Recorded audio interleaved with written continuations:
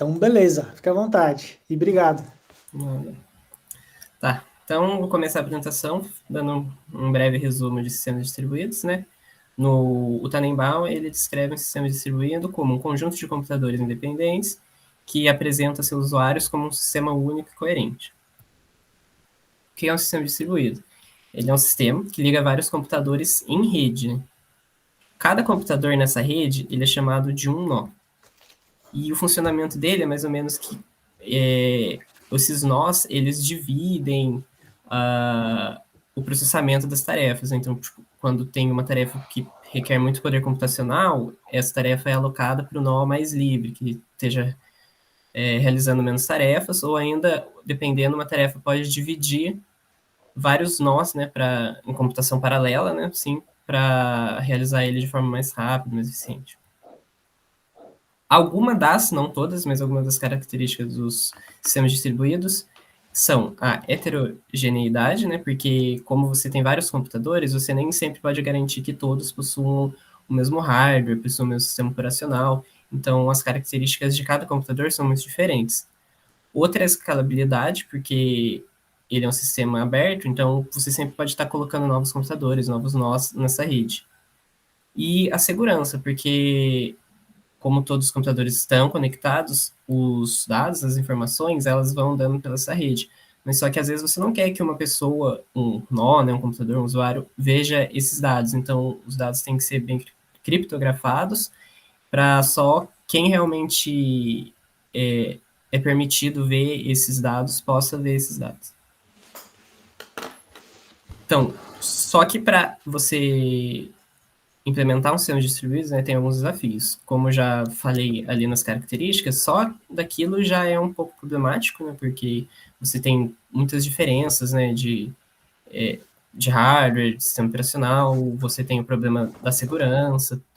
Então, é um desafio você fazer um sistema distribuído funcionando de forma boa, assim. Só que um outro problema, ele é o tempo, porque como que a gente vai confiar que cada computador seja em sincronia, né, o relógio dos computadores? Os computadores, eles possuem dois tipos, que são o time of day e o monatomic clocks. O primeiro, ele é um relógio normal, ele mostra o horário, a data, o time zone, né, a região do globo onde está. E esses relógios eles são sincronizados normalmente com um servidor, né, que é o NTP, no Network Time Protocol. E o segundo relógio, ele não é um relógio que mostra a data especificamente, mas é um relógio que mostra a passagem do tempo. Então, você usa ele para comparar a duração de eventos, né? Tipo, um evento ocorreu em tal tempo, aí tanto tempo depois ocorreu outro evento, depois tanto tempo depois ocorreu outro evento. Só que esses dois relógios, eles têm alguns problemas. Primeiro, o time of day, a gente vê na sincronização, porque dependendo, pode ocorrer algum tipo de condicionamento na rede e essa sincronização ficar atrasada. Então, um relógio às vezes pode marcar um horário, outro relógio pode marcar outro. E no monotonic, eles têm alguns problemas que cada computador funciona de uma forma diferente. Então, dependendo do sistema operacional, da linguagem de programação que o computador está rodando, pode ser que a forma como eles começam a contar esse tempo diferem. Então, às vezes, um evento que ocorreu em um está sendo demonstrado que ocorreu antes do que em outro computador, por exemplo. Então, e como que a gente consegue assegurar, né, que um evento X lá ocorreu antes ou depois de um evento B? Esse problema fica um pouco sério quando a gente fala de blockchain, que são normalmente sistemas distribuídos, né, vários computadores ligados em rede, e como que a gente vai garantir que esses eventos, no caso da blockchain, as transações, elas estão sendo processadas de forma correta? A gente tem os algoritmos de consenso. Quando a gente fala de algum sistema que é centralizado, a gente não tem esse problema, né? Porque só uma entidade, um usuário, ele tem o poder para fazer as alterações, então é ele que comanda ali a ordem dos eventos, como ocorreu cada coisa. Só que na blockchain, um sistema que é descentralizado, todos os usuários, né, dessa rede, elas precisam estar em um consenso para que esses eventos eles sejam gravados no livro-razão, né, na Ledger. Daí a gente tem os algoritmos de consenso, que ele serve para que todos esses usuários da rede, eles entrem em um consenso, né, do que os eventos aconteceram, na ordem que eles aconteceram. Basicamente, o funcionamento, né, resumido de um algoritmo de consenso é que para você adicionar um bloco na rede, os usuários eles devem fornecer algum tipo de participação para poder gravar. Um exemplo, né, que no caso a gente tem o Proof of Work, que usa o poder computacional, mas a gente pode ter outros tipos de participação, como a própria criptomoeda de alguma rede. Quando esse usuário adiciona esse bloco na rede, ele recebe a recompensa, né? Normalmente é a cripto da rede em que esse bloco foi adicionado. E uma outra característica é que essa adição de blocos, ela deve ter um custo alto, mas a verificação deve ser barata, para que seja fácil a verificação, né? Para caso alguém tente fazer algo ilegal, assim, um bloco que não deveria estar ali, e também desencorajar que as pessoas façam isso, né? Adicionar um bloco errado. Por isso, o custo alto da adição. É um dos mais famosos, né, que é o Proof of Work, que ele é utilizado na rede Bitcoin. No Proof of Work, os validadores, eles dão como entrada os dados que eles desejam adicionar, e por meio de funções que são criptográficas, a gente tem as saídas, que são formas de hash. Aí você vê se esse hash é válido ou não, e se ele for válido, ele é adicionado, o bloco é adicionado na rede. E as transações, né, como você tem que validar se o bloco foi válido ou não, essas transações elas são um tanto demoradas, né? Se eu não me engano, é uns 10 minutos na rede de Bitcoin, que é para garantir se as transações realmente são válidas para você adicionar o bloco.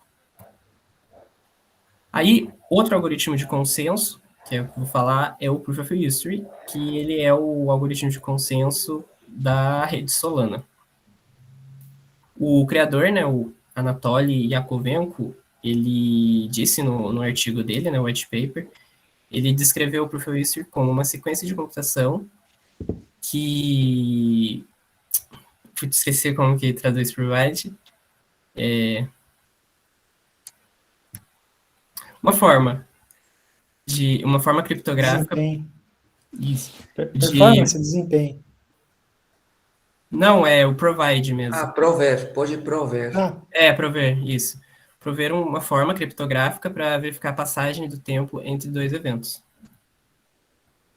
Uma, né, tradução do Proof of History é assim, ele é uma função de várias etapas. A saída você não pode prever usando a entrada, você tem que passar por todas as etapas para você conseguir chegar nessa saída, nesse output. Essa função, ela é chamada de Verifiable Delay Function, né, VDF. Ela é uma função que é recursiva e ela é single core, né? Você só pode executar essa função em um núcleo, não é permitido um paralelismo, por exemplo. Como ela funciona? Você começa com um valor aleatório, não é nada específico, você coloca nessa função. Aí vai passando as etapas, né? Passa por uma função de hash, SHA-256, e você vai ter a saída, o primeiro hash. Esse primeiro hash de saída, ele vai ser a entrada da função novamente, né? Como disse, ela é uma função recursiva. Então, você coloca um dado, vai ter a saída, essa saída vai entrar como entrada, e vai ir sendo assim. Então, o hash de saída é o hash de entrada da função. Para você gerar essa sequência de hashes, né, você também conta quantas vezes houve a chamada dessa função recursiva. Aí, sim, você salva essa quantidade e o hash de saída dessa respectiva função. Então, a gente vai ter algo como isso aqui. A gente tem o hash e a chamada da função. Assim, a gente sabe que no primeiro hash aqui, por exemplo, 62F, 5, etc., ele ocorreu na contagem 51014448, etc. Quando a gente olha para o próximo hash, 3D, 039, etc., ele ocorreu numa contagem superior. Então, a gente sabe que houve uma passagem de tempo entre esses dois eventos.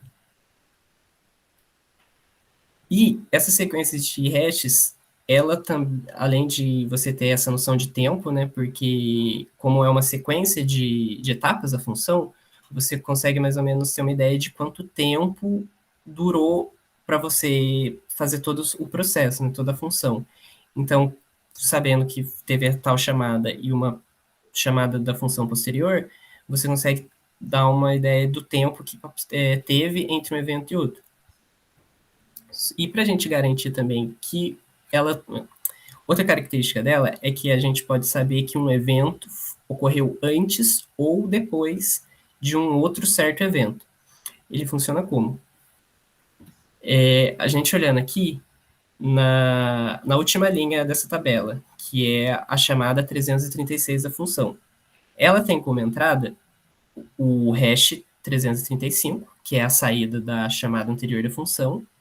Porém, né, nesse evento, houve também a inserção de um evento aleatório aqui, como no caso uma fotografia, que também passou pelo processo de criptografia, né? Então, é o hash desse evento, no caso, o hash da fotografia.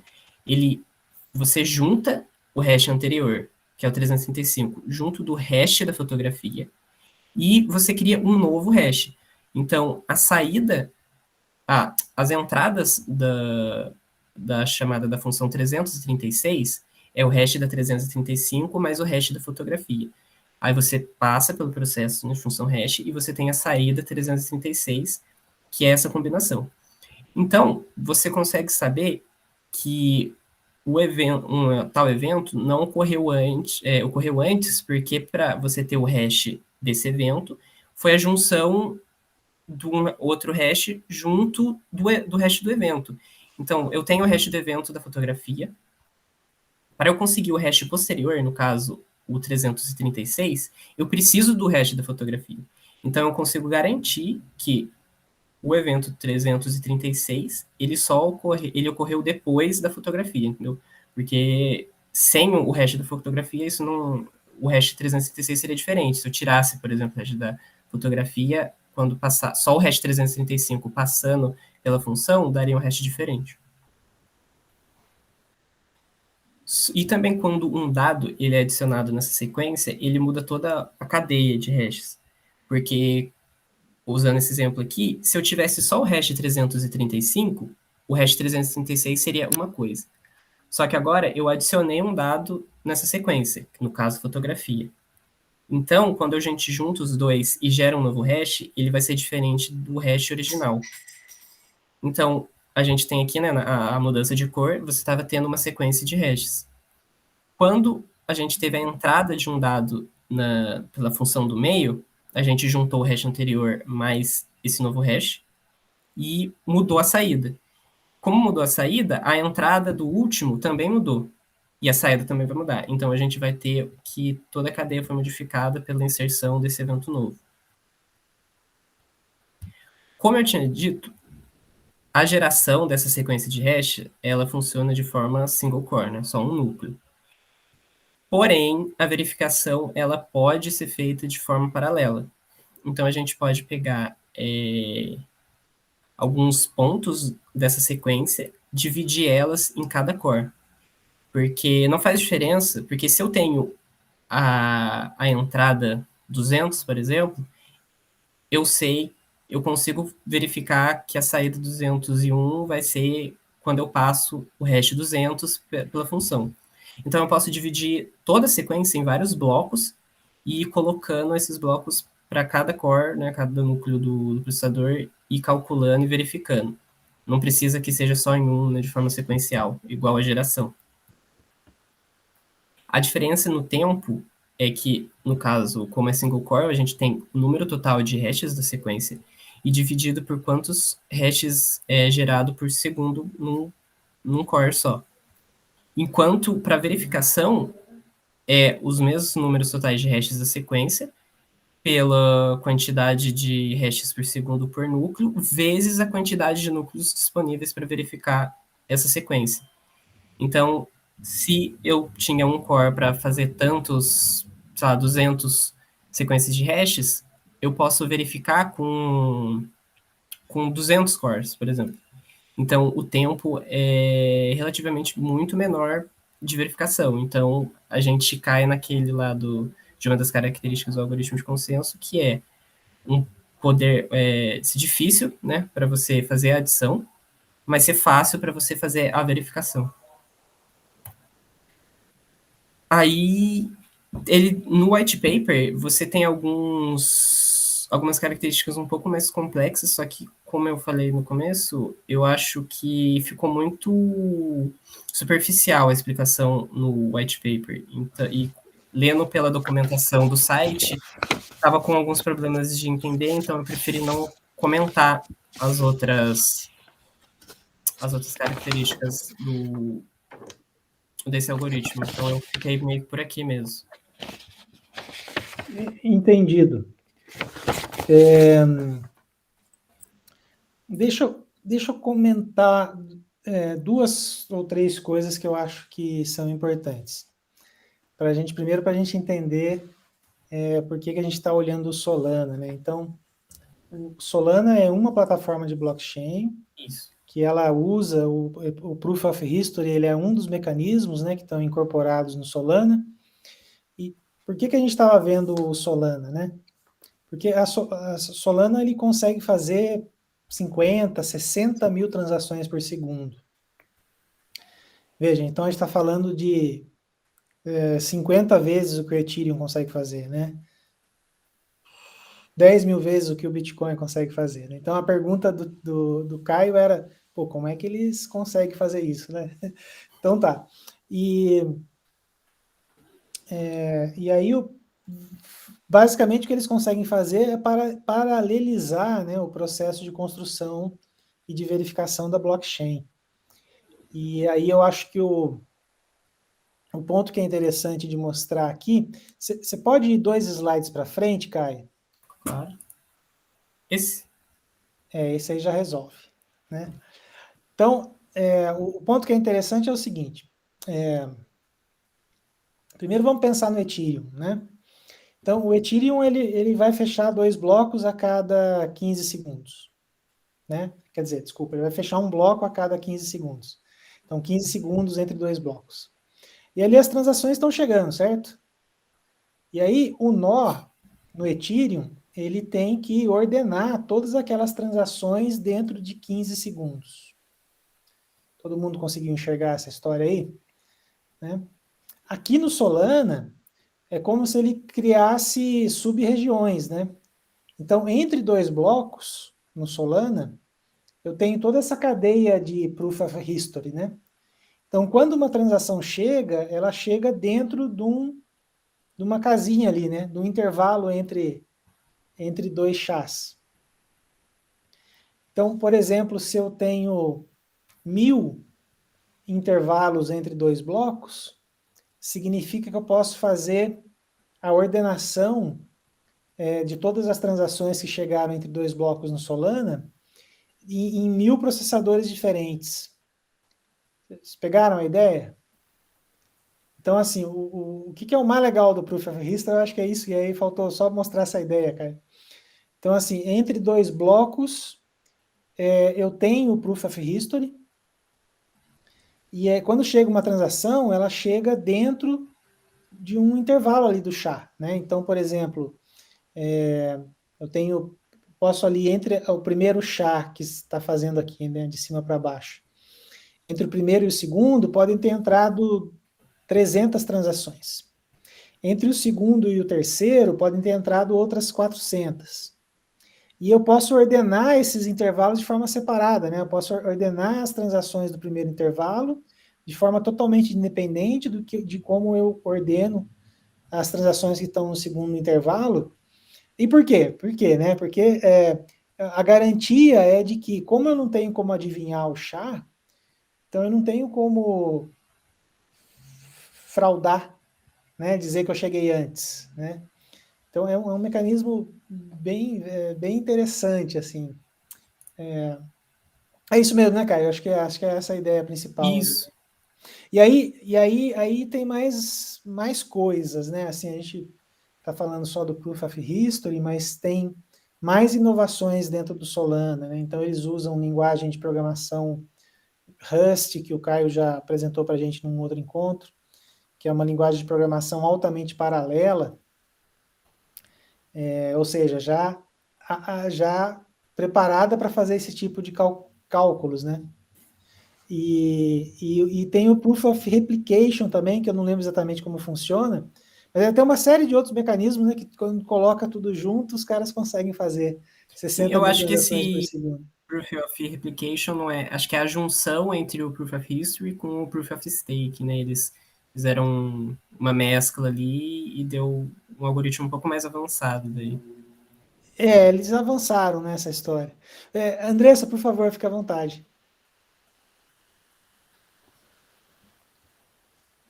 A gente não está te ouvindo, seu microfone está fechado, agora sim. Eu queria fazer umas perguntas, talvez sejam básicas para vocês, Não, mas imagina.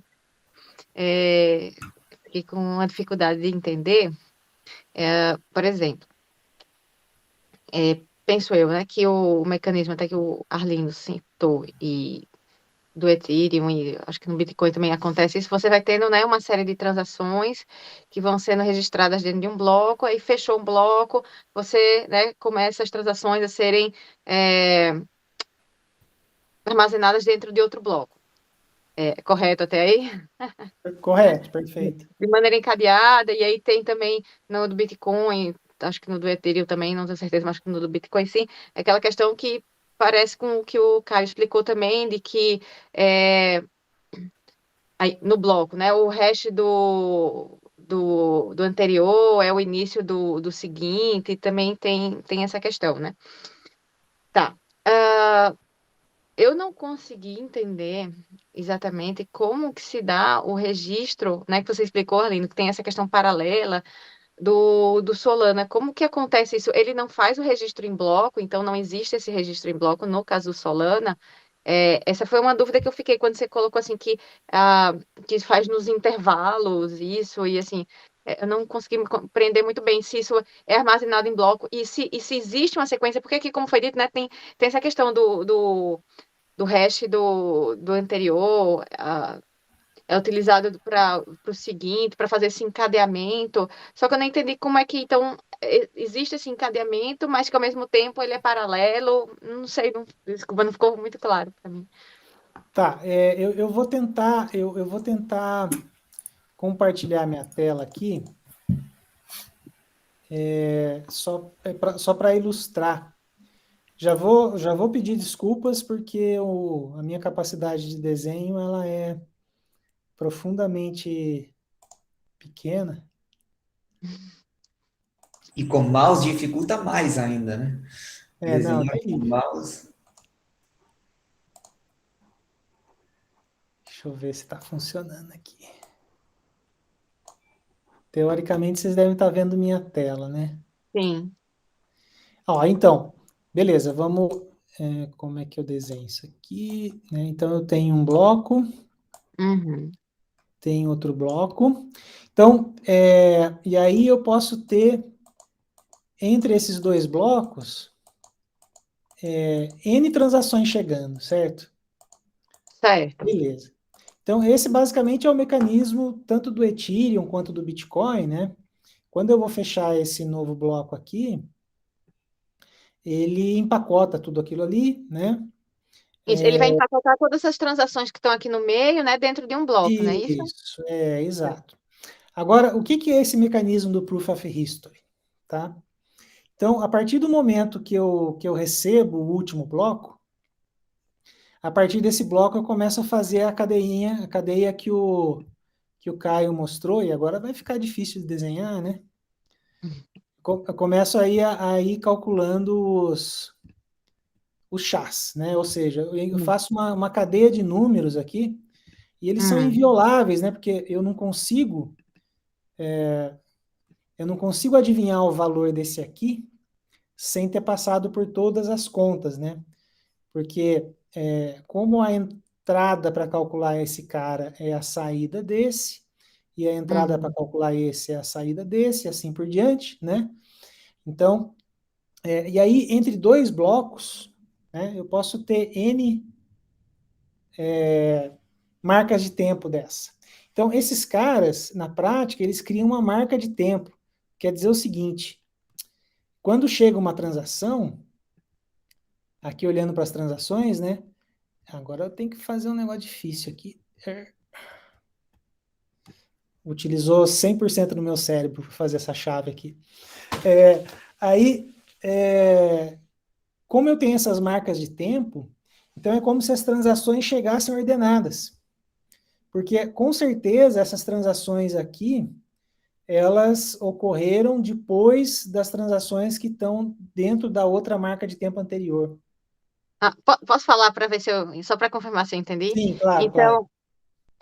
Então, existem marcações de tempo e transações que vão acontecer dentro dessas marcações de tempo, tá? Isso. As transações, Então, elas continuam chegando ali, né? elas vão continuar chegando e elas vão ser registradas, né, dentro daquele intervalo de tempo. E aí, em que momento, assim, que elas são integradas a um bloco, que é gerado um bloco com elas, Beleza. Aí, entendeu? ó, vamos supor que eu tenha 100 subintervalos aqui, né? Certo. E aí, qual que é o barato, né? Por que que o desempenho é tão alto? Porque eu posso fazer cada bloco desse em paralelo, né? Então, se eu tiver um computador com 100 processadores, 100 unidades de processamento, posso fazer Hum. 100 vezes mais rápido esse fechamento de bloco. E também a verificação do bloco, né? Então, que Então, tem não são mais todos, coisas também. porque assim, no Bitcoin, por exemplo, todos os computadores que estão na rede, ah, todas as transações passam por todos os computadores, certo? Todos os nós. Nesse caso, não é assim? Não são em todos os computadores que passam? Todos, entendeu? É assim, né? Então, vamos lá. As transações, que é um pouquinho diferente, na verdade. Porque no Bitcoin, no esquema do Proof of Work, quem resolve aquele problema matemático é o cara que fecha o bloco, certo? Uhum. Aqui tem uma espécie de eleição prévia para ver quem é que fecha o bloco. Hum. Então, não tem mais aquele Proof of Work. Então, assim, é algo assim. Aí o Caio pode me corrigir se eu estiver errado, se eu estiver confundindo com outra blockchain. Mas é algo assim. Fechou um bloco, eu já sei quem vai fechar o próximo. Hum. Tem uma espécie de eleição ali, que é um outro algoritmo que está aqui dentro também, que a gente não chegou a ver. Então, esse nó, que vai fechar o próximo bloco, faz esse processamento aqui. Tá? Então, quando ele fecha o bloco, é muito mais fácil de verificar, porque eu tenho esse esquema de subdivisões na linha do tempo, né? Então eu consigo fazer massivamente paralelo, e é assim na prática que eles conseguem fazer 50 mil transações por segundo, porque eles conseguem Hum. fazer tudo em paralelo. O Vlad tinha levantado a mão, o Vlad, fica à vontade. Não, tranquilo. É que, pelo que eu entendi, então, o consenso vem dado O antes, Proof né? of History Quem define o, digamos assim, o nó que realmente vai inserir essas informações na cadeia. Isso foi definido antes. Então, não é que pipocam vários ao mesmo tempo fazendo coisas. Tem um que vai ser o responsável por inserir, e esse um é que vai fazer esse processo que você desenhou ali, certo? É isso, né? eles chamam de líder, né? Eles têm uma Líder. eleição de líder aí que eu não me lembro como é que Tá. funciona. E Mas é aí, meio parecido com aqueles algoritmos que você vai se lembrar, que são umas coisas meio clássicas ali, como PBFT, né? Uma eleição de aham. líder meio bem comportada, né? Aí Então, eles assim, definem. O que eu não entendi muito bem aí talvez vou ter que ler um pouco, como que eles paralelizam, por exemplo, aí esses três primeiros,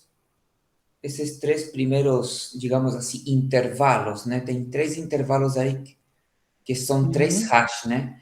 Porque eu assim, não estou entendendo bem como eu posso paralelizar, por exemplo, o segundo intervalo, porque o segundo intervalo depende do primeiro, da saída do último do primeiro. Então, isso eu vou ter que ler um pouco, porque não conheço bem esse Proof of History. Não sei como ele É, paraleliza isso. primeiro, vamos pensar no líder, tá? Vamos pensar no líder, tá? Então, o líder está recebendo as transações aqui, tá? Então, é como se ele tivesse... deixa eu trocar de cor, deixa eu ver como é que eu faço para trocar de cor aqui. Deixa eu só tirar uma dúvida, aproveitando seu desenho aí, Arlindo. Então, cada um desses círculos que você fez, né? Entre essas passagens do tempo, cada um desses é um bloco? Não, Não, é não, um são Não? conjunto de intervalos. transações. É um conjunto de transações, certo? Isso, Então, né? esse conjunto de transações vai se transformar ainda em um bloco? Isso, eles vão ser... Porque, deixa eu dar um exemplo. Imagina que você tem 100 números, tá? E eu preciso ordenar aqueles 100 números. Deixa eu só checar se a Vanessa travou, porque a imagem ficou congelada aqui. Tá por aí? Tá por aí, Andressa? Andressa. Eu acho que travou. Acho que Vamos já esperar um travou. pouquinho. Mas esperemos um pouco. Aí acho que tá Acho que voltando. eu sei. A Ah, próxima. voltou. Pronto. Voltou. Mas ó, eu ia voltar, voltando 5 segundos aqui, né? Então, imagina que cada transação é um número, tá? Elas são independentes entre si, né? Uma não tem nada a ver com a outra.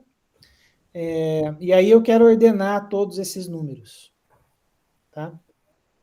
Porque o consenso é basicamente uma ordenação, né?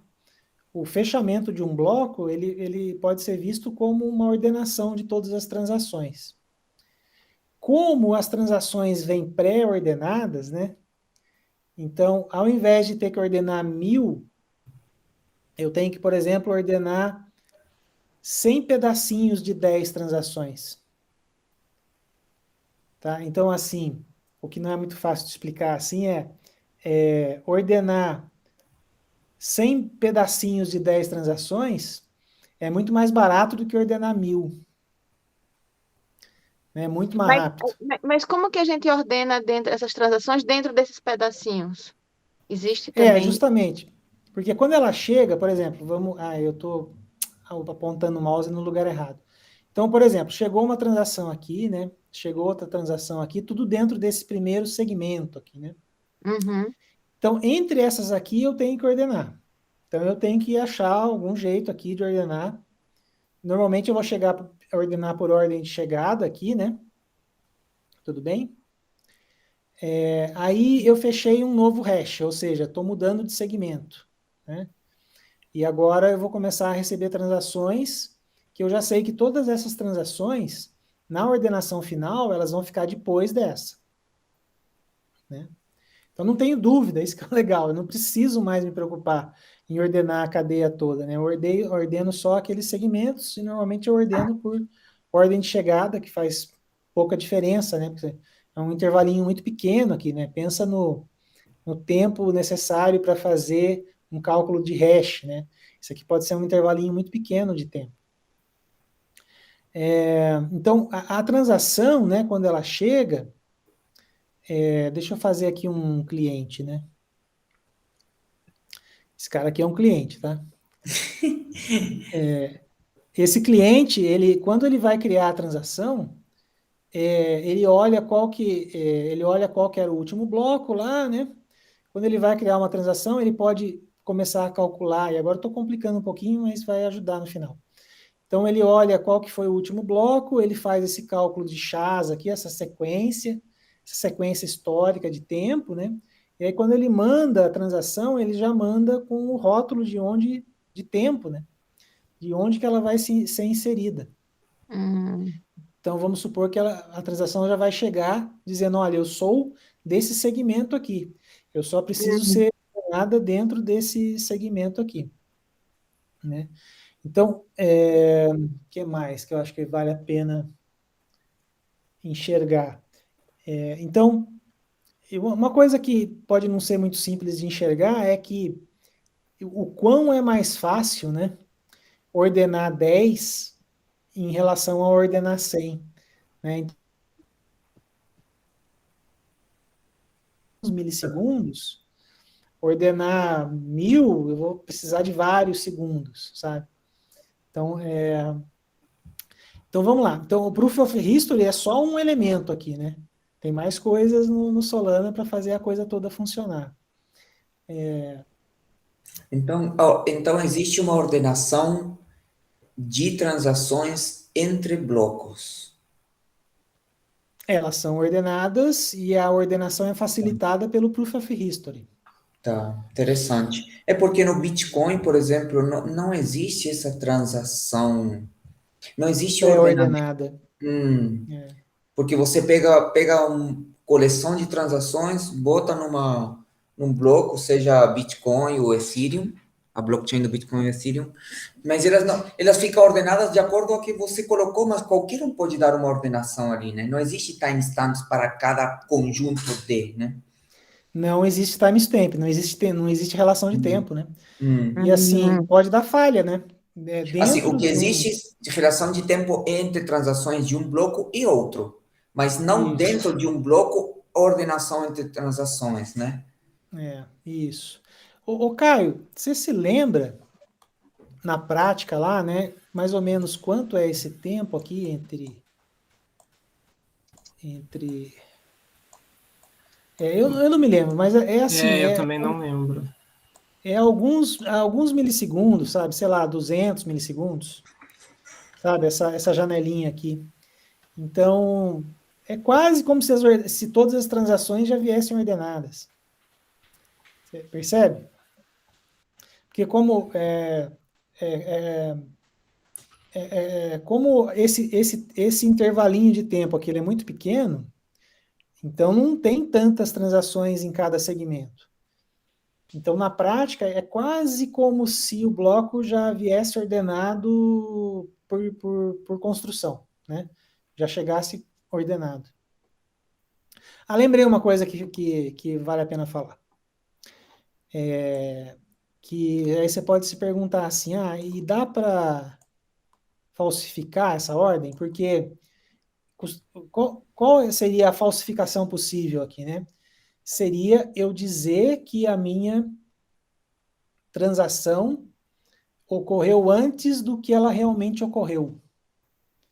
Vamos pensar juntos aqui, né? Então, como é que eu posso trapacear esse negócio, né? Então, vamos supor que eu fiz um gasto nesse momento aqui, né? Um momento X, e aí eu quero trapacear e fazer um outro gasto num momento menor do que X.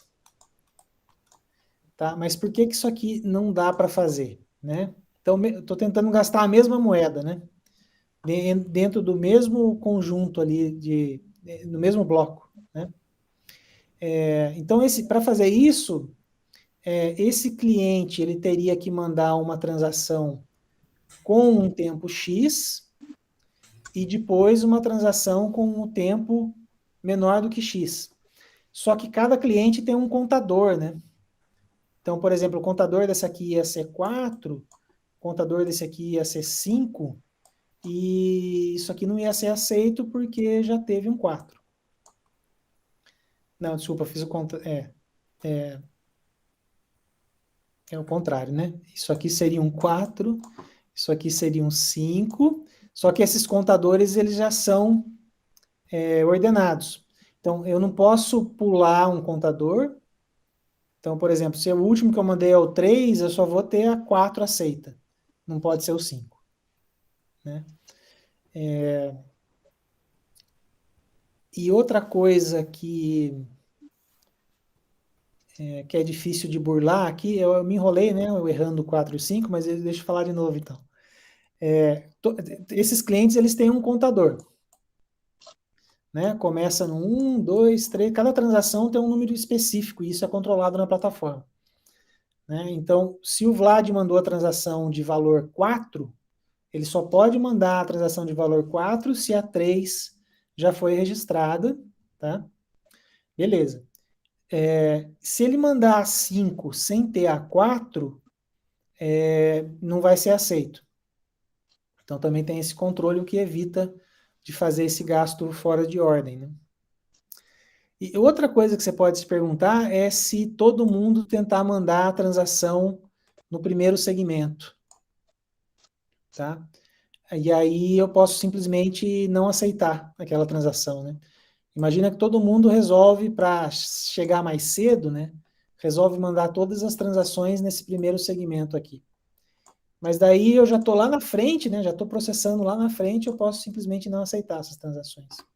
Ou seja, meu filho, faz de novo aí que você está muito atrasado. Você está muito longe do Proof of History. Bom, acho que isso é tudo que eu sei sobre Proof of History. Caio, mais alguma coisa que a gente pode lembrar? Mas eu acho muito elegante, sabe? É bem interessante. É diferente, né? Algo que a gente É conhece. diferente e é muito simples, porque Hum. usa só o SHA, usa só o mecanismo de hash. É que esse negócio do contador, né, ele funciona por meio da chamada das funções, né? Então, tipo, como eu já dei uma chamada, você vai contando quantas vezes a função foi chamada. Então, é assim que você tem esse contador, né? Acho que seria, no caso, o timestamp, né? É uma marca de tempo ali. Daí você sabe que o hash é o hash saída justo na chamada de tal função. Então, é aquele contador ali. Então, você sabe que aquele evento, naquela transação, ela foi feita na chamada função 5 e o outro na 4. Então, você já sabe que automaticamente aquele tem que estar ordenado na frente do que do outro. E esse é Solana, né? É Solana isso? Isso. O Solana. Esse Solana tem mecanismos de incentivo? Ou é É isso que tipo eu ia perguntar. Hyperledger que não tem nada? Tem, mas eu não lembro como é que é. Você sabe, Caio? Pior Ah, que mas disso eu tem. não Tipo, sei. existe alguém que é pago por fazer o papel do líder, por exemplo. É isso? Tem uma taxa, né, nas transações, mas a primeira, as taxas são muito baratinhas. É São bem outra baixos. característica essencial do Solana. Milésimos de dólar. Ah, sim, não. Isso é quem faz a requisição, né? Mas É o quem está cliente. fazendo o processamento, por exemplo, o processamento do líder. Então, aí é a crítica principal ao Solana, porque ele é relativamente centralizado. Porque você tem um conjunto de servidores que suportam a rede que é controlado pela holding, holding não, pela companhia Solana, né? Pela fundação Solana. Ah, E, onde que eles ganham, né? Eles ganham na valorização da moeda. Então eles criaram, outra pergunta, não sei se você se lembra, Caio, como que é o esquema de criação da moeda, se todas as moedas já foram cunhadas ou se eles estão soltando, eu não lembro como é que era essa história. Por exemplo, né, no Bitcoin está sendo cunhado, né? As moedas estão sendo cunhadas aos poucos. No Solana eu não sei responder. tipo, então, assim, talvez assim, porque essa questão centralizada, por isso que, não sei se isso influencia em ser mais rápido também por causa disso, porque no Bitcoin você tem que validar em todos os nós da rede. No Solana, então, você não tem essa questão de validar em todas as nós, Você assim. tem? Tem? Você tem que validar em todos os nós, mas os nós são meio que controlados, entendeu? Você Hum, tem que ter uma autorização para ter um nó. Agora, outra entendi. coisa importante é que essa validação é muito mais simples por causa do Proof of History. Certo. E aí voltando para a pergunta do Vlad, é, não tem, então, um incentivo, né, tipo, em moeda para aquele que faz que é o líder? Não existe esse Eu incentivo? acho, eu acho que não. Eu acho que são basicamente só pequenas taxas por transação. Se eu não me engano, tentando contribuir um pouco aqui pelo pouco que eu conheço. Bom dia, Rogério. Bom dia. Aliás, desculpem pelo atraso novamente. Eu tenho uma reunião que Não, começa tranquilo. junto com a de vocês. Bom, a nossa, né? Então, o Proof of Stake, desculpa, o Solana também utiliza o Proof of Stake. E o Proof of Stake, ele tem como verificador um dos usuários que contém moedas. E o interesse desse usuário é que a rede, por ele ter um volume de dinheiro investido, é que a rede continue funcionando. Então, ele ajuda a rede a funcionar. Se eu não me engano, esse é o incentivo. Eu estou vendo aqui, faz sentido, né? enquanto vocês estão falando, eles estão falando de um reward option aqui, mas eu não estou vendo muito, né, o que ele está querendo dizer. Mas, interrompendo, Caio, você me ajudou bastante, viu? É, Eu tô ó, tentando fazer a arquitetura do offline e esse lance de temporal está me incomodando um pouco, porque se eu tiro uma moeda da rede principal, eu tenho que saber, quando voltar, qual que é o tempo que aconteceram as coisas, entendeu? Tanto para quem enviou, que é o dono da moeda, quanto para quem recebeu. Eu vou fazer um gráfico, vou tentar mostrar lá depois, e aí a gente... Estou retomando, né, todos os trabalhos aqui, depois de um eu tempo. entendi, mas esse esquema do Proof of History, ele é não só o Proof of History, né, Rogério? Porque o Proof of History, como é que é o nome que o Caio deu? Eu até anotei aqui. O Proof of History, ele é um exemplo de algoritmo de Verifiable Delay Function, Ah, isso. né? Ele é um exemplo de algoritmo para ter garantia de que o tempo passou, né? Então tem outros aí. Se der uma procurada, Eu dei uma vai, olhada vai no... encontrar. Vocês já viram o Proof of Location também? Tem uma moeda que fala que o Não vi gasto não. está sendo feito onde você está. Entendeu? Eu achei interessante também. Você coloca o Isso. rede, GPS, legal. Pô, cara, a Bom, gente perdeu. Teve um aluno de mestrado, né, que ele saiu, o Gabriel, acho que vocês não chegaram nem a conhecer. Ele entrou nesse mês de março e acabou tendo uns problemas de saúde e parou, mas ele estava trabalhando justamente nisso. Eu estava me divertindo aos montes com o trabalho dele, cara. Porque, não sei se vocês sabem, né, eu também descobri só com o Gabriel, mudou, né, os protocolos de GPS agora. Eles mudaram, né? Eles estão mais precisos e você consegue ver mais satélites. Então, hoje em dia tem uma corrida aí, uma guerra pelo melhor algoritmo de localização. E guerra mesmo, assim, as companhias aí, todas lutando pelo cálculo matemático mais fino. E, e vamos ver o que é que vai dar essa história. Interessante. olha que coisa boa para nós. Se você verificar, se você prestar atenção, os celulares mais novos, o GPS já está mais preciso. Porque o que ele faz agora? Ele usa 4 ou 5 redes de satélites. Não usa mais só uma. Basicamente, os celulares mais novos, eles têm várias antenas de GPS, não só apenas uma. Então, eles ficam olhando para várias frequências de diferentes redes. Só que o barato é o seguinte, mudando de assunto, né? Desculpa mudar de assunto, mas eu acho muito legal. Então, qual que é a inovação? Usando o sinal só de uma rede, você consegue chegar numa precisão. Agora, se você usar 2 redes, você consegue melhorar um pouquinho. Se você usa 3 redes, você consegue melhorar mais um pouquinho, e você consegue ter até 5 redes. E aí o resultado é ali, eles estão tentando chegar na precisão de 10 centímetros. Esse é o estado, assim, a luta, né? A luta é quem vai conseguir chegar nos 10 centímetros o mais rápido possível. É porque Bem interessante. a gente só conhece a rede dos Estados Unidos, né? Mas tem a da China, acho que da Rússia também, né? Tem 5. Tem a da 5? China, a europeia, da Rússia, a americana, e eu não me lembro quem que é, eu acho que é uma pequena, assim, da Holanda, alguém soltou uma De rede. aventura. Alguém fez uma rede, mas as 4 maiores são, interessante, a Rússia sempre foi chata, né? A Rússia sempre foi treta. Bom, mas voltando aqui no Solana, eu queria comentar uma coisa importante, que a gente já precisa terminar já já também. O que é o grande barato, né? As taxas são muito pequenas, então o pessoal está usando muito em operação de DeFi, de finanças descentralizadas, porque eu quero trocar moedas e tal, mas eu não quero pagar uma taxa alta, né? E eu quero ter uma resposta muito rápida.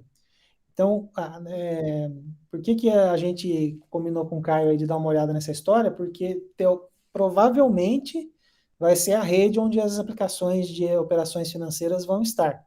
Porque as taxas são muito baixas, é muito rápido, né? Você tem uma confirmação em menos de 1 segundo. E funciona, sim. Os caras já chegaram aí nas 50 mil transações por segundo, né? Que já está demonstrado que funciona. Por outro lado, os caras estão começando a tomar vários ataques, né?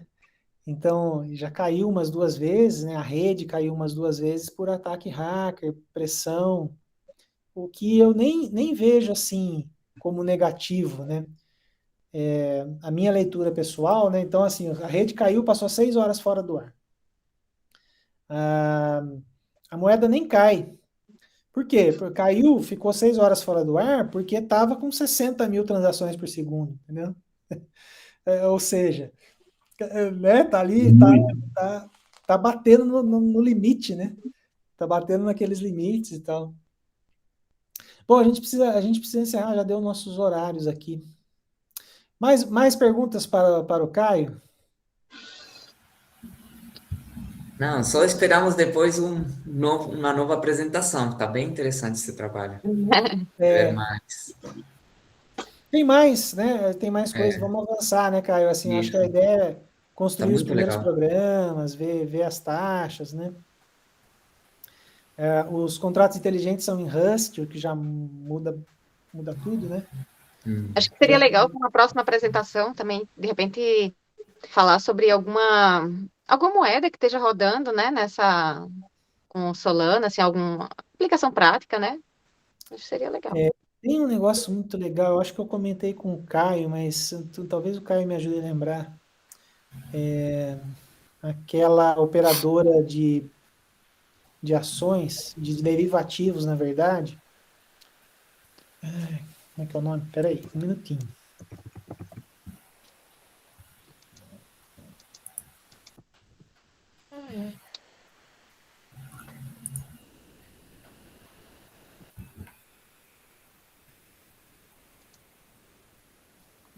Eu não lembro. Depois eu procuro e mando para vocês na nossa lista. Mas é uma aplicação muito interessante que os caras construíram essa ideia, né, de operar DeFi, de operar operações financeiras e eles têm um token próprio e estão bombando na rede. Eu vou mandar. Você lembra dessa história, Caio? É uma aplicação. Eu acho que eu te mandei um tempo atrás, mas eu não tenho certeza também. Mas era Eu a acho aplicação que me que... chamou a atenção do Solana. eu acho que deixa eu ver, não é a... Só um Zeta, momento. Zeta, Isso, Zeta Market. Zeta Market. Zeta Market.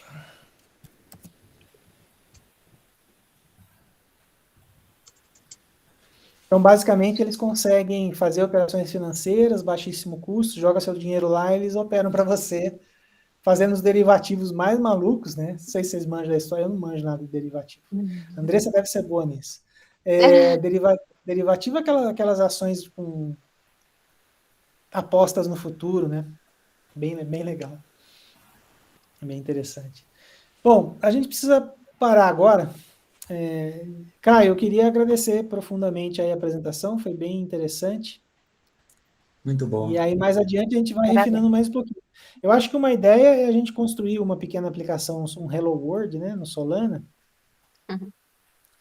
E aí tentar explorar um pouco. A gente tem 2 interesses, né? O interesse de desempenho e o interesse funcional também. E mais adiante, né? Primeiro a gente olha como funciona, depois a gente tenta avaliar os desempenhos, né? Pode ser bem divertido comparar com Ethereum. Tem um monte de coisa legal para fazer. Um monte de coisa. Então, beleza. Então, valeu, pessoal. Vou parar Parabéns, nossa gravação aqui. Valeu, Obrigado, gente. Obrigada, Lívia, foi muito bom. Boa semana aí para vocês. Tchau. Vocês também, tchau. Tchau. Boa semana, tchau, tchau.